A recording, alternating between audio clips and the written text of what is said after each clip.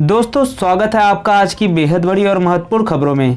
दोस्तों आपको बता दें आज की बड़ी खबरों में, जी हां, सरकार का बड़ा फैसला कोरोना वायरस को लेकर। इसके अलावा आपको बता दें पीएम मोदी ने आज संपूर्ण भारत के लिए लॉकडाउन को लेकर कई अहम फैसले लिए हैं। इसके अलावा आपको बता दें पंजाब में अब कैब टैक्सी शुरू होगी। यदि आप भी पंजाब या किसी अन्य राज्य में फंसे हैं तो हमें कमेंट करके ज़रूर बताइए। जी हाँ, इसके अलावा आपको बता दें सीबीएसई के बचे हुए एग्जाम का डेट आ चुका है। यदि आपका भी एग्जाम बचा है तो कमेंट करके ज़रूर बताइए। जी हाँ, इसके अलावा आपको बता दें पीएम मोदी 31 मई को तीसरी बार मन की बात करेंगे। जी हाँ, जानेंगे सभी खबरें विस्तार से। तो दोस्तों आज हम आपको इस वीडियो में इन्हीं सभी महत्वपूर्ण खबरों के बारे में बताने वाले हैं, तो वीडियो को ध्यान से आखिर तक देखते रहिए ताकि आपसे कोई भी जानकारी मिस ना हो। तो दोस्तों आगे बढ़ने से पहले एक लाइक कर दीजिए। चलिए जान लेते हैं चीनी बीमारी की आज की ताज़ा अपडेट के बारे में।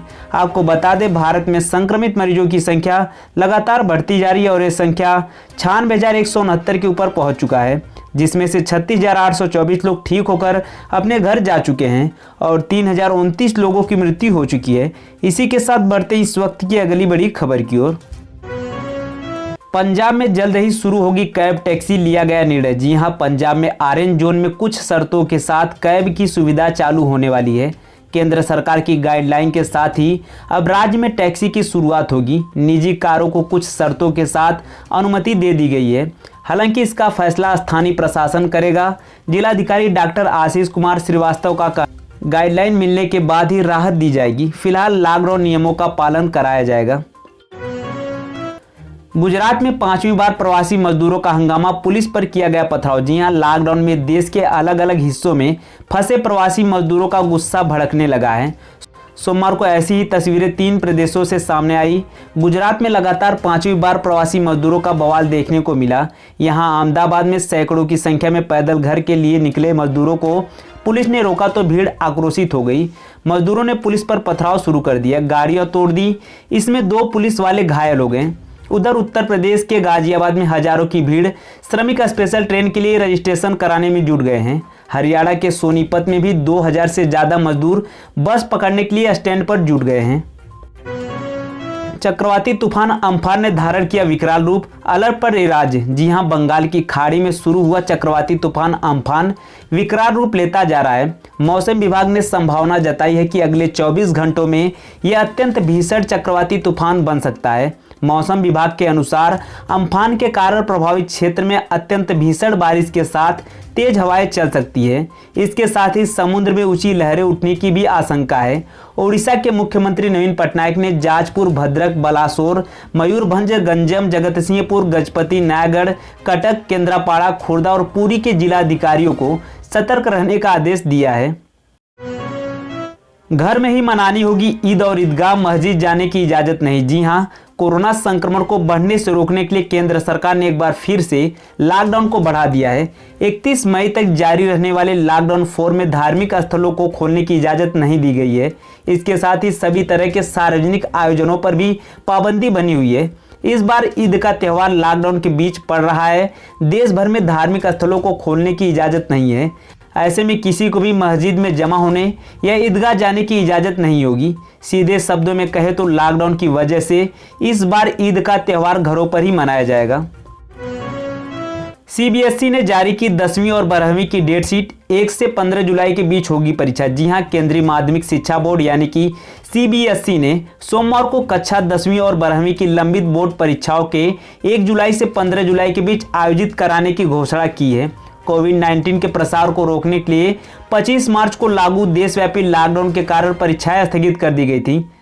कक्षा 10वीं की बोर्ड परीक्षा केवल उत्तरी पूर्वी दिल्ली में लंबित हैं। सीबीएसई के परीक्षा नियंत्रक श्याम भारद्वाज ने कहा, कक्षा 10वीं की परीक्षाएं 4 दिन तक चलेंगी। पहला पेपर सामाजिक विज्ञान का होगा, जबकि अगले दिन छात्रों को विज्ञान की परीक्षा देनी होगी। उन्होंने बताया कि 10 जुलाई को हिंदी के दोनों पाठ्यक्रमों और 15 जुलाई को अंग्रेजी के दोनों पाठ्यक्रमों की परीक्षा आयोजित की जाएगी। चित्रकूट में कोरोना के 7 नए मामलों के साथ 15 व्यक्ति संक्रमित। जी हां, उत्तर प्रदेश के चित्रकूट जिले में 7 और लोगों के कोविड-19 से संक्रमित होने की पुष्टि हुई है। अब यहां कुल संक्रमितों की संख्या 15 हो गई है। जिले के मुख्य चिकित्सा अधिकारी डॉक्टर विनोद कुमार ने सोमवार को बताया कि प्रयागराज से रविवार रात आई जांच रिपोर्ट में 7 लोगों के संक्रमित होने की पुष्टि हुई है। कुमार ने बताया कि संक्रमित पाए गए 7 में 5 लोग मुंबई से आए प्रवासी मजदूर हैं, जिन्हें पृथकवास में रखा गया था।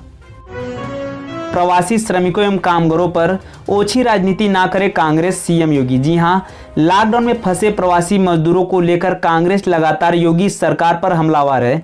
इस बीच उत्तर प्रदेश के मुख्यमंत्री योगी आदित्यनाथ ने सोमवार को कांग्रेस पर प्रवासी श्रमिकों और कामगारों का मजाक बनाने का आरोप लगाया है।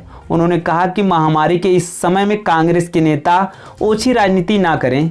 योगी ने कहा, औरैया उत्तर प्रदेश में जो दुर्भाग्यपूर्ण घटना घटित हुई है, कांग्रेस को इस बात को समझना चाहिए कि उनमें से एक ट्रक राजस्थान और दूसरा पंजाब से आया था और प्रवासी कामगारों एवं श्रमिकों को बिहार और झारखंड ले जाने के लिए उनसे भारी पैसा लिया गया था।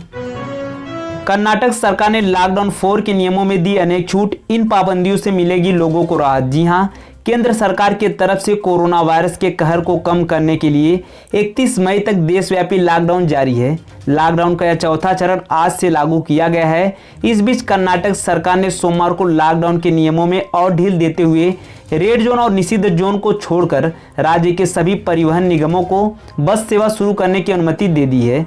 मुख्यमंत्री बीएस येदियुरप्पा ने बताया कि निजी बसों को भी परिचालन की अनुमति दी गई है।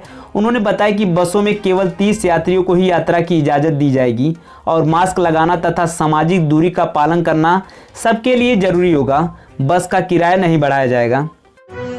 मुख्यमंत्री नीतीश कुमार ने प्रवासियों को लेकर कही ये बड़ी बात। जी हां, बिहार के बाहर फंसे जो भी प्रवासी मजदूर बिहार आने को इच्छुक हैं, उन सभी को बिहार लाया जाएगा।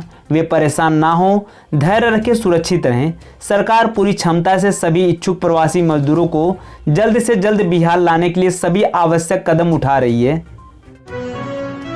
शिवराज सिंह चौहान ने ममता बनर्जी को लिखा पत्र, प्रवासी मजदूरों के लिए करी ये अपील। जी हां, कोरोना वायरस का संक्रमण मध्य प्रदेश के 52 में से 44 जिलों तक पहुंच गया है। यहां रविवार रात संक्रमण के 4977 मामले सामने आ चुके हैं। वहीं यहां 248 लोगों की मौत इस वायरस की वजह से हो गई है।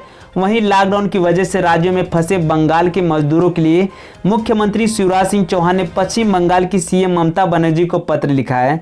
ममता बनर्जी को पत्र लिखकर शिवराज सिंह चौहान ने अनुरोध किया कि इंदौर में पश्चिम बंगाल के श्रमिक लॉकडाउन के चलते फंसे हैं। वे श्रमिक अपने गृह स्थान वापस जाना चाहते हैं और ऐसे में अपने राज्य के रेल मंत्रालय से बातचीत कर विशेष इंदौर कोलकाता ट्रेन की मांग करें, ताकि जो प्रवासी कामगार पश्चिम बंगाल में अपने मूल स्थान पर लौटना चाहते हैं, लौट सकें। 31 मई को मन की बात करेंगे पीएम मोदी, लोगों से ट्वीट कर मांगे सुझाव। जी हां, वैश्विक महामारी कोविड-19 के संकट काल में प्रधानमंत्री नरेंद्र मोदी इस माह 31 मई को अपने मासिक कार्यक्रम मन की बात में देशवासियों को संबोधित करेंगे। कोरोना वायरस की वजह से देश में जारी पूरे बंदी में पीएम मोदी की यह तीसरी मन की बात होगी। इस कार्यक्रम में मोदी आकाशवाणी से जनता को संबोधित करते हैं। चिदम्बरम की मांग 10 लाख करोड़ रुपए के राजकोषीय प्रोत्साहन पैकेज की घोषणा करे सरकार। जी हां, कांग्रेस के वरिष्ठ नेता पी चिदम्बरम ने सरकार की ओर से घोषित 20 लाख करोड़ रुपए के आर्थिक पैकेज पर निराशा जताते हुए सोमवार को कहा कि सरकार को इस पर पुनर्विचार करना चाहिए और 10 लाख करोड़ रुपए के राजकोषीय प्रोत्साहन पैकेज की घोषणा करनी चाहिए। पूर्व वित्त मंत्री ने दावा किया कि सरकार की ओर से घोषित पैकेज में सिर्फ 1,86,650 करोड़ रुपए की प्रोत्साहन राशि है, जो भारत की जीडीपी का सिर्फ 0.91% है। दिल्ली में कोरोना प्रभावितों की संख्या 10,000 पार, अब तक 160 की मौत। जी हां, देश की राजधानी दिल्ली में कोरोना वायरस के संक्रमण को लेकर चिंता बढ़ाने वाली खबर सामने आई है। दिल्ली में कोविड-19 संक्रमितों की संख्या 10,000 से भी ज्यादा हो चुकी है। ताजा अपडेट के अनुसार राष्ट्रीय राजधानी में कोरोना वायरस से संक्रमितों की संख्या 10,054 तक पहुंच चुकी है। 24 घंटे में 299 नए मामले सामने आए हैं। इसके अलावा इस जानलेवा महामारी से 12 और लोगों की मौत हो गई है। इसके साथ ही दिल्ली में कोरोना के संक्रमण से मरने वालों की तादाद 160 तक पहुंच गई है, जबकि 24 घंटे के अंदर 283 संक्रमित मरीज ठीक भी हुए हैं। गृह मंत्रालय का राज्यों को निर्देश, लॉकडाउन 4 के गाइडलाइन में नहीं कर सकते बदलाव। जी हां, कोरोना वायरस के फैलाव को रोकने के लिए 31 मई तक देशव्यापी लॉकडाउन जारी है। सोमवार को एक बार फिर से गृह मंत्रालय ने कहा कि कोई भी राज्य या केंद्र शासित प्रदेश 31 मई तक लागू देशव्यापी लॉकडाउन के लिए जारी दिशा निर्देशों को कम नहीं करेंगे।